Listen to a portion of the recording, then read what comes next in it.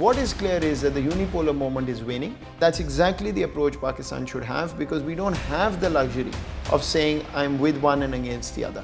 We have sold ourselves too cheaply in return for short-term assistance. Well, one hurdle is that we should, go and spend 10 days on Mars and everything will be fine. I mean, we can't change the region, right? We can't change the neighbors. Why?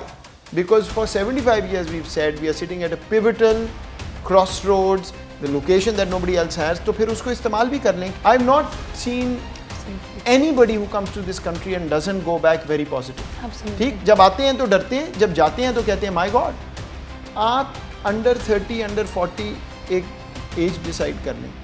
Indian citizens को कहें visa नहीं है, आ जाए. अब let me explain. अभी मैं ये कहूँगा ना तो कहेंगे जी कमाल है, आप ये बात करें, उधर जंग हुई है और आप ये कह रहे हैं.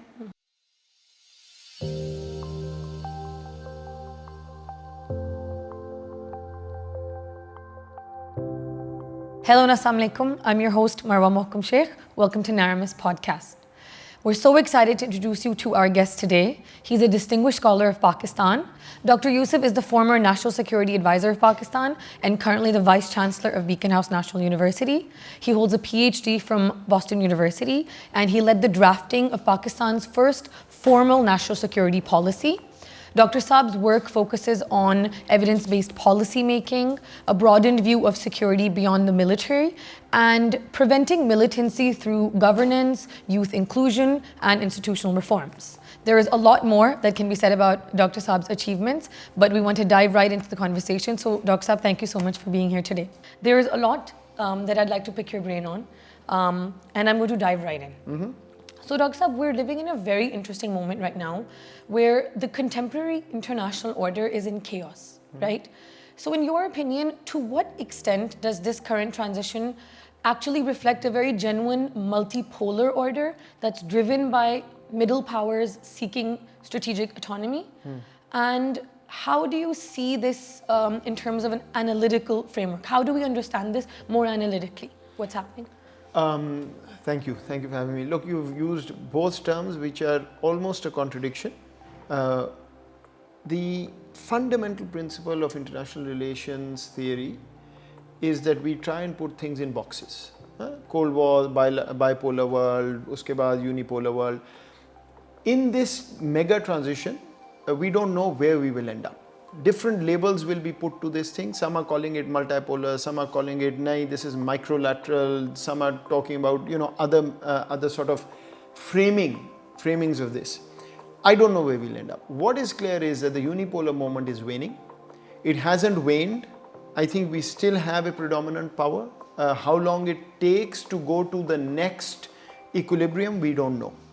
Usually you will hear a lot of commotion, a lot of conversation when these transitions happen. The Cold War was the best time for IR theorists because you had two blocks, you could put everything there. Unipolar, somewhat okay. Now what you call chaos is not chaos. It's basically a transition. It's a mega transition. It may be a transformation. We'll see where we end up, but it's very unclear where we'll be. Two things are clear. One, there is a conglomerate of states that are going to have a lot of agency. These states are what you're calling middle powers. I'm actually part of a major project at Harvard University. The Kennedy School is looking at middle powers and seeing that space, that agency, that strategic autonomy. And we are focused on countries that neither want to be in America's camp completely, nor in China's camp completely, right? So the countries like Pakistan, India, Kazakhstan, Nigeria, UAE, Saudi Arabia, they want the best of both worlds. How much agency and strategic autonomy can they impose on the system to create a path or to influence global issues? Trade and finance issues, climate change, energy, maybe security partnerships. That's really the conversation we should be having. We don't know where we will end up. What we know is that middle powers will actually have a sizable influence. जिसको आप Cold War में non-aligned movement कहते थे, they won't be non-aligned now, they will be multi-aligned. The second thing which is absolutely clear to me, and this is important for Pakistan too, countries who wait it out, middle powers who want to sit back and see which way the wind blows, will essentially become the grass that will be trampled under the elephant's feet. You have to be proactive. Okay. if you want to open up space for yourself. So I'm so glad you brought Pakistan up, because where do you see Pakistan situating itself in all of this? You're saying that the correct thing to do is to not wait it out and be proactive. How do you see Pakistan positioning itself currently? And what do you think are the principal drivers that shape Pakistan's foreign policy choices right now? So the answer to the first question is that the anchor of the foreign policy thinking remains, as far as I can tell, embedded in the national security policy of 2022, which essentially talked about geoeconomics and no camp politics. So a lot of people say that Pakistan should pick a camp. When 80% of your economic input comes from one camp and an equal amount of output goes to the other camp, how can you pick, right? So Pakistan has no option but to have this space where strategic autonomy means that you are working with both camps and with other middle powers like Saudi Arabia, like Kazakhstan, Nigeria, as many others. Even those who are allied, so the Japanese, the Koreans, and then others who may be allied with China now or later. I think that's the philosophy. You've seen some very clear evidence of that philosophy with Pakistan wanting to work with the US and China and Saudi Arabia and Turkey at the same time, right? And that's exactly the approach Pakistan should have, because we don't have the luxury of saying I'm with one and against the other. The genius of policy for Pakistan, foreign policy, is to delay that inevitable moment when you may have to make that choice. There will be a time when many of these countries will be forced because of the technology curtain. You've got to delay that moment. And that's essentially, I think, where foreign policy should be. And I think that's the direction Pakistan has taken for a long time. The weakness, if I may, is that too often we have sold ourselves too cheaply in return for short-term assistance. So the development model has emerged in a very perverse way, where Pakistan has used its security prowess to get foreign assistance and use that to survive another day. Yeah. That's what has to change. We have to move from an assistance-based model to a development partnership-based model. And at least in the national security policy, we talked of two things. Number one was export, FDI, and manpower export, essentially foreign exchange that doesn't create debt. And second was regional connectivity. On the first one, I think we have space where we can operate. On the second one, unfortunately, the region seems to be going from bad to worse. Okay, so you've touched on two excellent points that I want you to elaborate on. They're two completely different directions. I'm going to go to one, and then I will go to regional connectivity after this, because it's an excellent point. Because you were talking about the two camps, and it's wonderful to hear that you think Pakistan is right now doing the right thing and we need to delay the moment where you have to choose. But Pakistan does seem to think that we can realistically balance concurrent relationships with the US and with China. In your opinion, how do you evaluate in terms of costs, benefits, and the conditionalities of Pakistan's deeper alignment with each? If you could just tell me a little bit of what you think both for each partnership look like. The reality is that Pakistan's actually been fairly good at playing the global chessboard throughout its history. We are the only country that had a true strategic partnership with the US and China throughout the Cold War. This is not new for us. The challenge is that we've not been able to translate that global chessboard success to domestic reform. I think that's the gap. So as far as foreign policy is concerned in this chessboard, I think, as I said, it is not a question of balancing 50-50. It is a question of making sure that you can identify where my gains lie with one versus the other and then play to those gains. So one example that I would give you, one success metric, if you will, is how many major projects on Pakistani soil have both East and West partnered in the investment. That's one very clear metric. If you have major projects by one, not the other will feel insecure. And that's what you have to avoid. So as much as possible, we've got to bring everybody in. So CPEC should be a multi-country effort at the end of the day. If American, Canadian, European investment is coming, part of that could go to Chinese companies.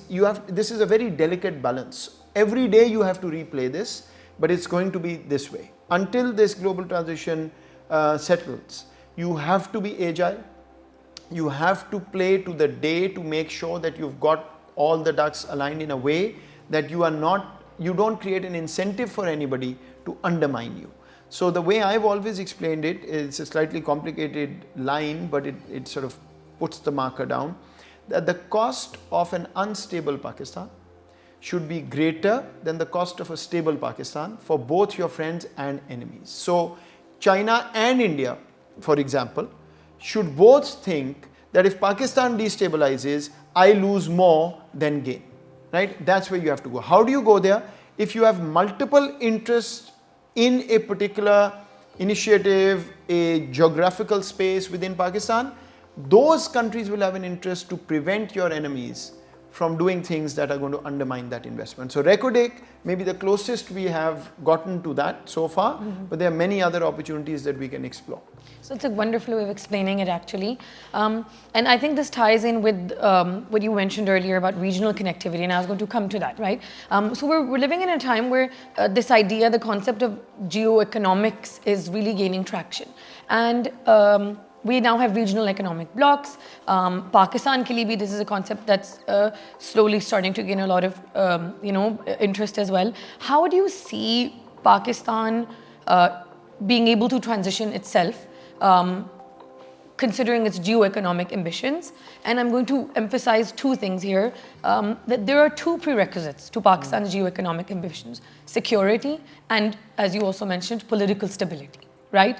And Dr. Saab, both of those are works in progress, realistically. So in your opinion, what is a realistic time horizon for Pakistan to actually be able to work on those geoeconomic ambitions, and how do you see it panning out? So slightly different take on this. Dekhiye, pehli cheez hai, prerequisite means you can't do what you want to do without this. I don't think that's the case. Okay. In real life geopolitics, everything has to move together. So geopolitics and geoeconomics are two sides of the same coin. You know, this idea that one and not the other is completely wrong. The other thing you have to keep in mind is that you're saying that the world is now talking about geoeconomics. That is Machiavellian geoeconomics. That is weaponizing your economic tools for benefit, right? Like you're seeing in Ukraine and Russia, and you're seeing Pakistan's conception of geoeconomics as put in the national security policy is actually something completely different. It's positive. It is positive. It's positive. It is very cooperative positive. geoeconomics, Exactly. which is saying that you create positive interdependence with countries. Exactly. I have to say, I think we missed an opportunity there, because if this was any other country, they would have actually laid claim to that particular terminology and that approach, because the world doesn't look at geoeconomics that way. But be that as it may, I think it's important to understand that we were actually creating a melting pot of cooperation, not competition. That's the idea. वहाँ पे problem ये है कि unless and until you've got the region aligned, how do you create connectivity? अगर Afghanistan is closed, India is closed, you have sea to the south, Iran is closed, where do you go, right? So I think that's a struggle because of the regional dynamic as we stand today. Prerequisite मैं इसलिए challenge करूँगा that you will hear this many a time. Even when you interview people, I'm sure you've heard it, especially from people who've been in positions of responsibility. They will always tell you that we have to put our own house in order, right? This is a cliched term, pehle apna kar le. At least the way I'm explaining this to you, and at least how the national security policy came at this problem, as the state of Pakistan thought of it at the time, to put your own house in order, you have to do geoeconomics. So it's not that geoeconomics will happen when you have put your own house in order. Your house cannot be in order unless you move in that direction. They're not mutually exclusive at all. Because, as I said, if Afghanistan is closed, Iran is closed, India is closed, you have sea to the south, you can't do regional connectivity, right? So now to say कि आप अपने घर को ठीक कर लें, फिर connectivity आएगी, अपना घर ठीक ही तब होगा when all your regional countries know that they don't want to destabilize Pakistan, right? At least two of them are actively destabilizing Pakistan right now. So security ठीक नहीं हो सकती. So now there are two ways to fix security. One is to say, I'm going to use hard power against hard power and fix security. Hard power against hard power can put that band-aid and open that space for you to figure out how to get to a permanent security solution.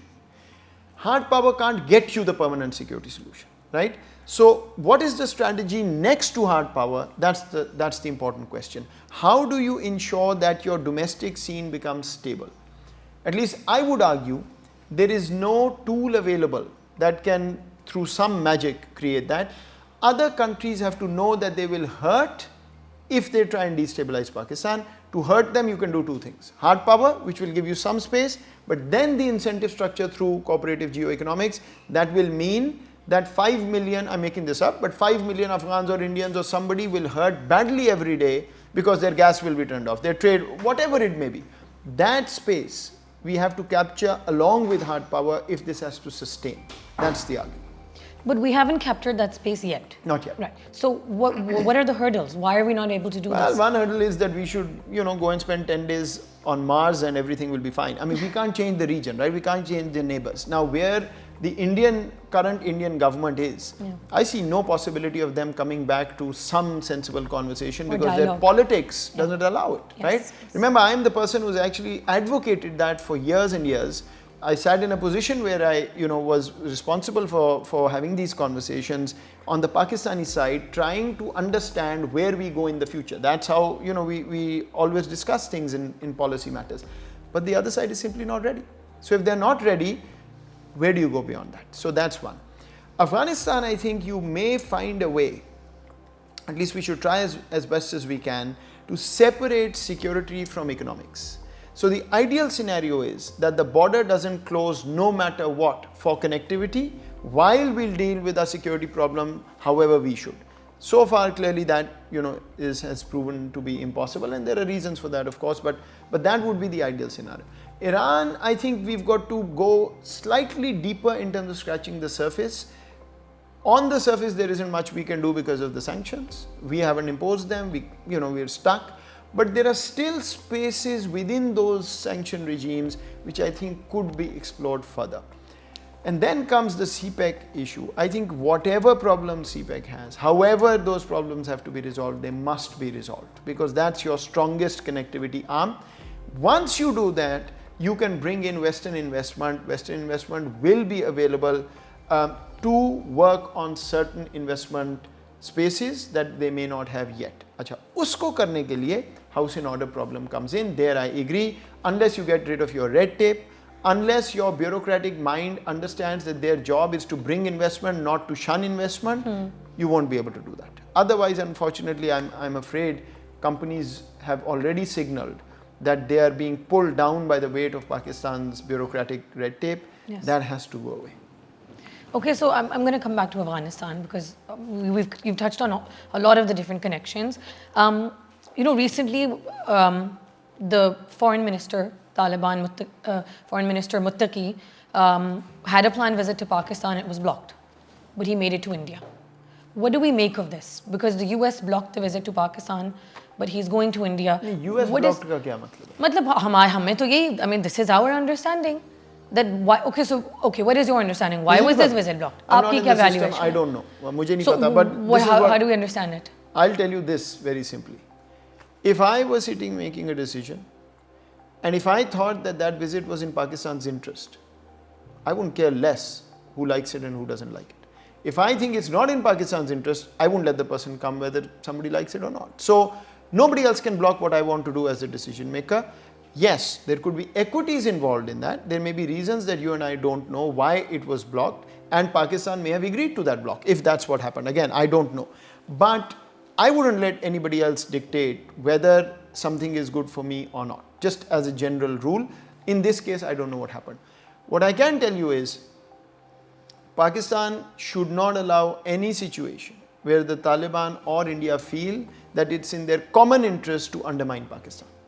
Right? Okay. Whether that is by a strategy that is different, whether that is by timing of the strategy that's different. So, could Pakistan's policy of using hard power come at a different time when the Indians are still not licking their wounds from May and trying to find a way to get back or whatever?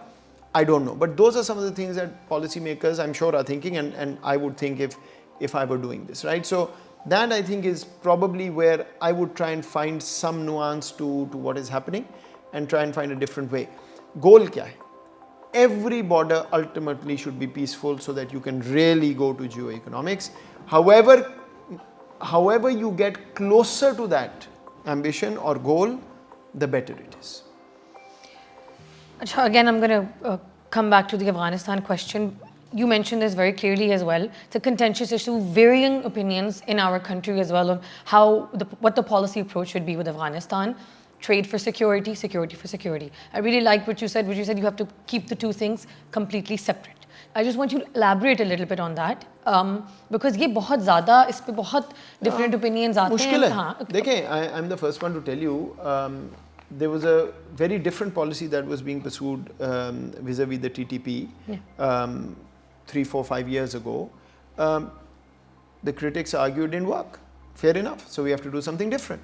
Now, people who have information have decided that this is the right course to take. We'll see whether it works or not. But can you imagine a scenario in which you have a security incident, but the Torkham border doesn't close? Trucks keep flowing because the Central Asian trader does not really care what's happening between them. They just want their truck to go by, pass through, right? Now, if too many times the border closes when something happens, they'll find an alternative route. Yeah. They have no love lost for Pakistan. This is the conversation to be having. A lot of people talk to me about energy, Central Asia, and they say it's too expensive. And my argument is, okay, commercially not viable, the state has to make a call. Is the interdependence that those projects create, is that a greater benefit or not? If you have to subsidize it, right? I don't know. If it is, we should do it. If we think no, it's not, then we shouldn't do it. But find ways where you create interdependence of the Central Asians, of the Afghans, of the Chinese, of the Americans on Pakistani territory. That's the geo of the geoeconomics. Why? Because for 75 years we've said we are sitting at a pivotal crossroads, the location that nobody else has, तो फिर उसको इस्तेमाल भी कर लें क्योंकि अभी तक all it has brought us is global wars, right? And we've been all too happy to jump into those wars for some assistance that will get us through the next year or the next 2 years. That model won't work, I'm telling you right now in the future, because one of the poles of the world is our geographical neighbor. That wasn't the case earlier in the sense that the center of gravity wasn't so close to us, even though the Soviet Union is proximate. And because of that, you will not be able to hide. You can't play ostrich. You've got to be proactive in creating a value proposition for them which will benefit them by keeping Pakistan stable. I think that's fundamentally where you have to end up.